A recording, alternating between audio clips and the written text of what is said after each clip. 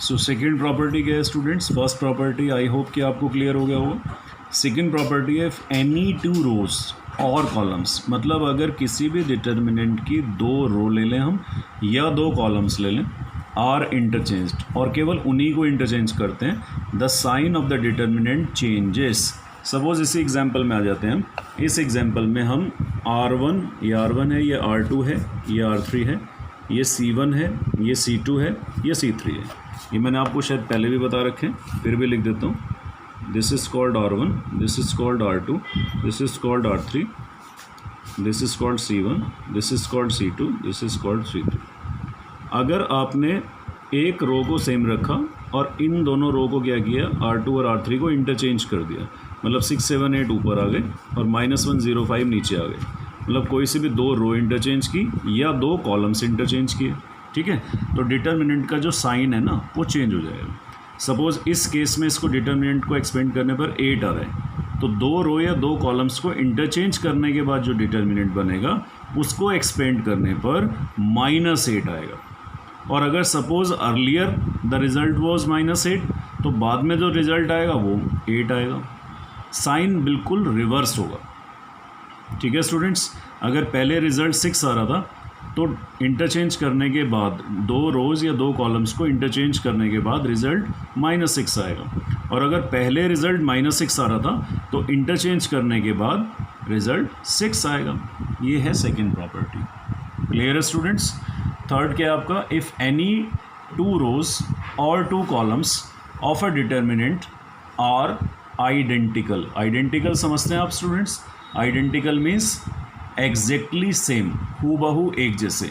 All corresponding elements are the same. वही चीज़ लिखिए, अगर किसी डिटर्मिनेंट में दो रो या दो कॉलम्स एक जैसे नज़र आ रहे हैं, सेम एलिमेंट्स में नज़र आ रहे हैं, सेम फॉर्म में नज़र आ रहे हैं, then value of the determinant becomes 0। Determinant का वैल्यू 0 हो जाता है। सपोज ये टू रोज़ हैं, ये 2, 3, 4 है और ये भी 2, 3, 4 है, या ये -1, 0, 5 है और ये भी -1, 0, 5 है, तो आपको इस डिटर्मिनेंट को इवेल्युएट करने की ज़रूरत नहीं है। ये by property it has been observed that this will give you 0 at any cost. In the similar manner if the elements given at in C3 that is 4, 5, 8 will be interchanged with what? C1 में भी आपका यही है 4, 5, 8, या इधर है 2, -1, 6 और C3 में भी 2, -1, 6, तो दो कॉलम्स आइडेंटिकल हैं। उस केस में डिटर्मिनेंट को एक्सपैंड करने की नीड नहीं है, डायरेक्टली यू विल गेट 0। ये है प्रॉपर्टी नंबर 3।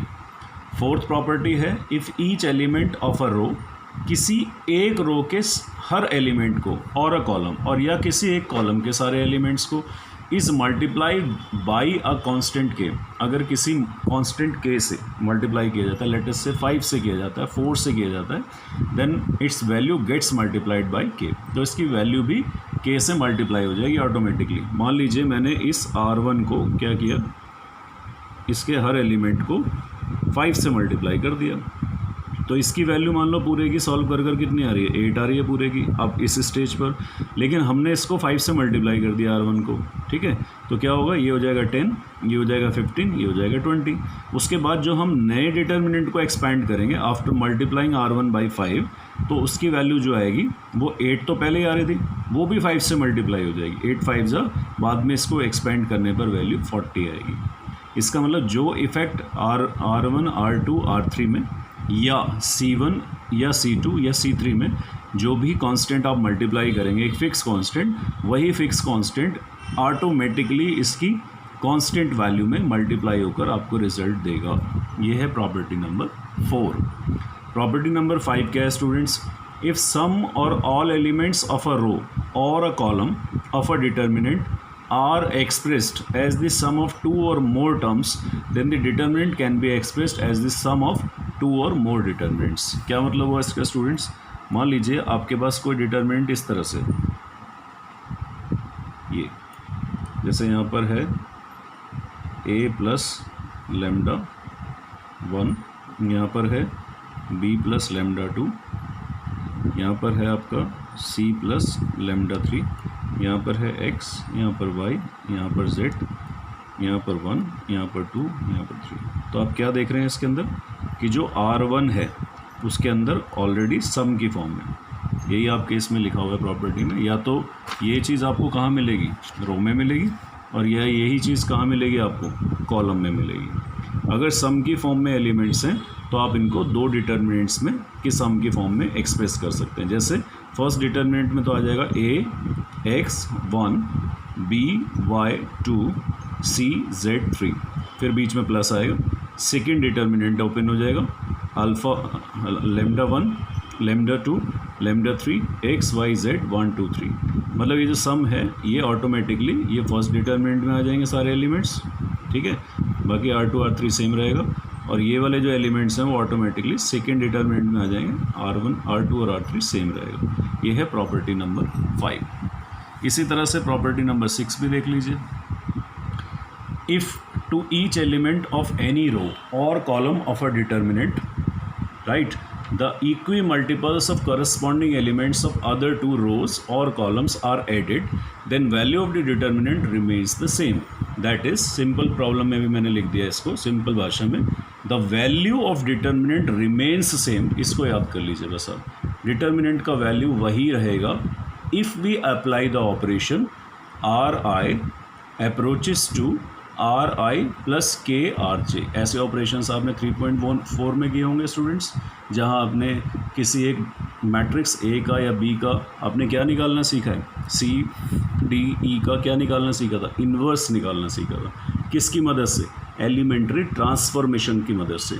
और एलिमेंट्री ट्रांसफॉर्मेशन दो तरह से होता है, एक रो के केस में और एक कॉलम के केस में, राइट स्टूडेंट्स। तो अगर आपने सीखा था तो ऐसे ऑपरेशंस देखे थे, और सी आई अप्रोचेस टू या tends to C I plus K times of C J. इसका मतलब है जैसे आप करते हैं R1 tense to R1 plus 3R2, ठीक है। इधर आप करते हैं C1 approaches to C1 plus K times of C3।